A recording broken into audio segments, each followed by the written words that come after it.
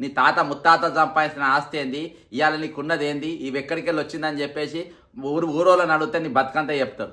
నీ సొంత ఊర్లే బీజేపీ కంటే నీకు తక్కువ ఓట్లు వచ్చినాయి.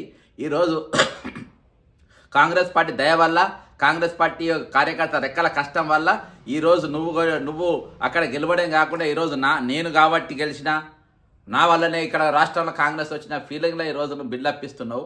ఆ కండకావరంతోనే ఈరోజు నువ్వు ఇష్టం వచ్చినా మాట్లాడుతున్నావు. గిరిజనుల భూములు కబ్జాలు చేస్తావు. ఈరోజు ఇష్టం వచ్చినట్టుగా కాంట్రాక్ట్ వర్కులు కోడంగల్ లిఫ్ట్ ఇరిగేషన్ దాకా పోయి అక్కడ అక్రమంగా కాంట్రాక్ట్ నువ్వు క్విట్ ప్రో కింద నువ్వు తీసుకుంటావు. కాంగ్రెస్ పార్టీకి నేను చందాలు ఇచ్చిన, ఖమ్మం జిల్లా నాయకులందరినీ నా పైసలు పెట్టి గెలిపించిన అని చెప్పేసి రూపాయికి ₹1,00,000 వసూలు చేస్తున్నావు. ₹2 కాదు, రూపాయికి ₹1,00,000 వసూలు చేసే తీరుగా ఈరోజు నీ తీరు తెన్నున్నది.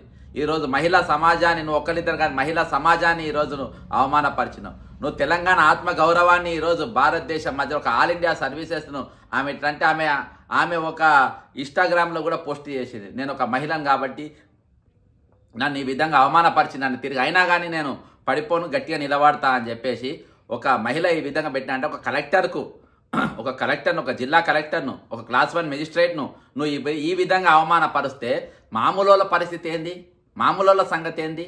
కాబట్టి దీని మీద ఖచ్చితంగా జాతీయ మహిళా కమిషన్ చర్యలు తీసుకుంటే అనుకుంటా. అంతేకాకుండా ఈరోజు ఎవరి ముందు బాజాబ్తా అక్కడ ఎవరెవరు ఉన్నారంటే దీని సాక్ష్యము the incident happened in the presence of BJP MP కేంద్ర మంత్రి Bandi Sanjay, union minister Manohar Lal Khattar who were in Karimnagar to launch government programme.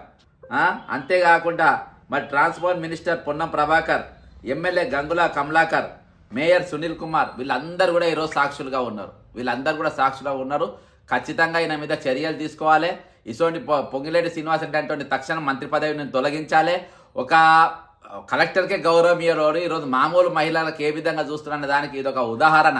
ఒక ఫ్యూడలిస్ట్ ఐడియాలజీ ఉన్నాడు, ఫ్యూడలిస్ట్ మెంటాలిటీ ఉన్నాడు. కాబట్టి యదా రేవంత్ తదా పొంగిలేటి వెంటనే క్షమాపణ చెప్పాలి. ఈయన వెంటనే పదవి నుండి తొలగించాలి. ఈయన మీద ఖచ్చితంగా ఉమెన్ కమిషన్ వాళ్ళ చట్టపైన చర్యలు తీసుకోవాలని డిమాండ్ చేస్తూ సెలవు తీసుకుంటున్నా. జై తెలంగాణ, అమరవీరులకు జోహార్లు.